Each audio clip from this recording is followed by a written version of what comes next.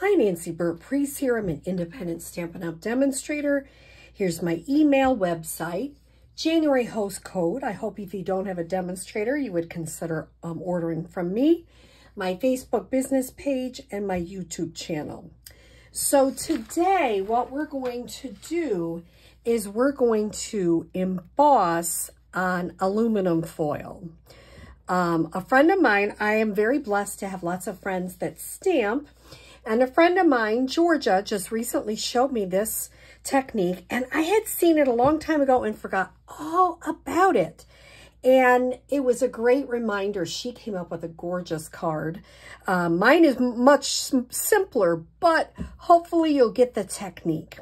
So let's begin. We're going to start with a piece of 4 1/4 by 11, scored at 5 1/2, and that's Blackberry Bliss. I don't have my inside white piece here, but I will get it in just a moment. My inside white will be 4 by 5 1/4. And then I have a piece of white that's 3 1/2 by 2 1/2. Pretty peacock, that's 3 3/4 by 2 3/4. So they just line right up nice against each other. Okay, so I'm going to put all that to the side because this is the fun part. So we're going to take, I've seen lots of, and then I watched a bunch of tutorials. Some people cut the aluminum foil on the corners, and that probably is a good way to do it, but it's really hard to cut aluminum foil. So I start out with about a 6 by 6 inch square, and my paper is 3 3/4 by 5.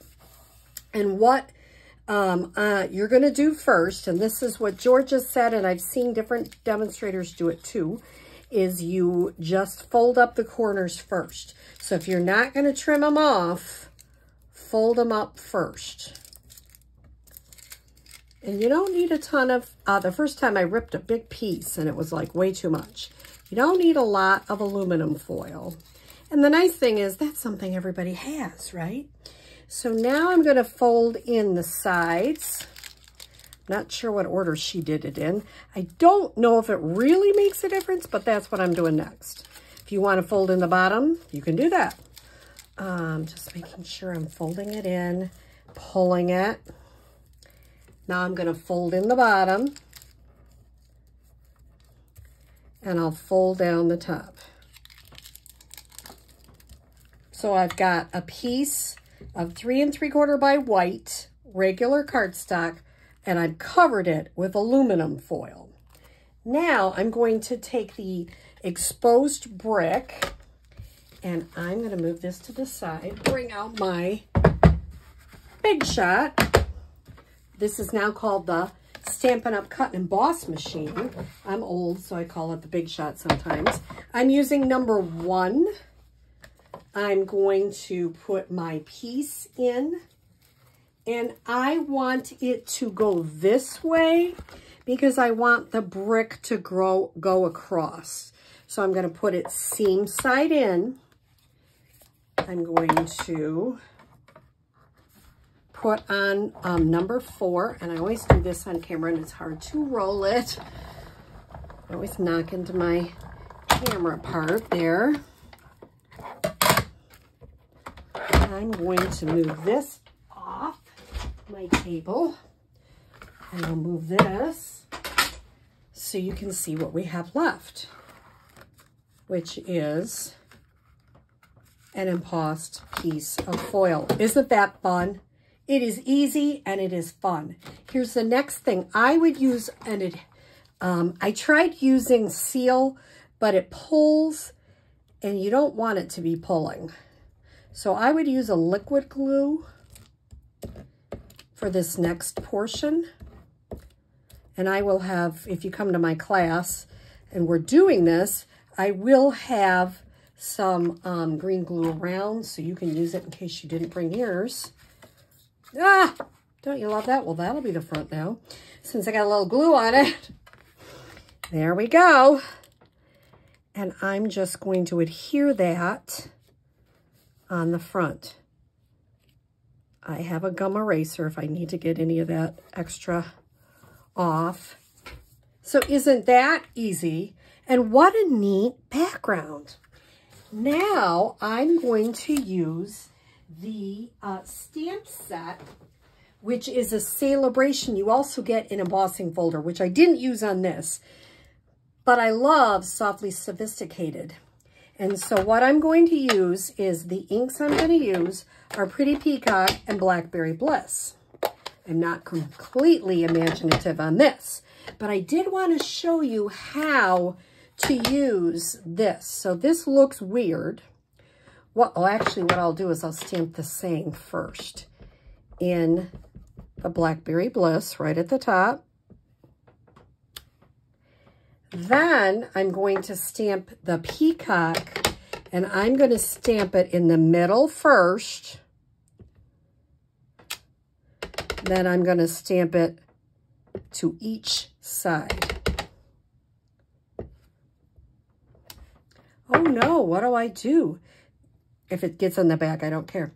There is some ink there. I just clean it up. Isn't that awesome? I love this thing.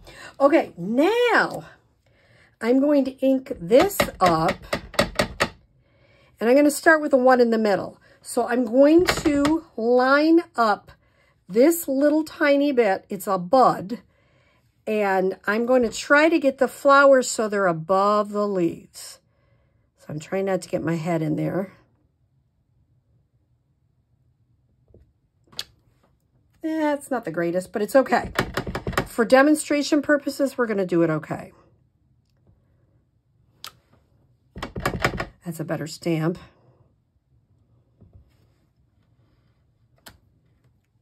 Now, somebody would ask me, would you come back? Okay, well, I could try it. Sometimes it works, sometimes it doesn't. I'm going to give it a good college try, see if I can get it back exactly where I had it. It worked! Sometimes it doesn't, but that worked out great. So, and I could come back and do that other little one if I didn't get it. Well, maybe I'll try it now. I'm on a roll, but this one will probably be a disaster, right? That's how it works. You get one great, and the next one doesn't work. Let's see if I can get it perfectly.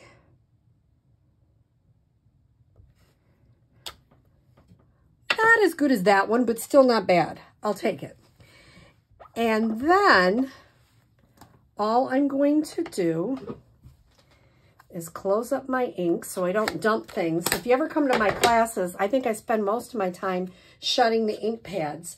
There's a couple reasons for that. You don't want to dump things in them, number one. But number two, you don't want them to dry out. Then I'm going to adhere this right on the mat.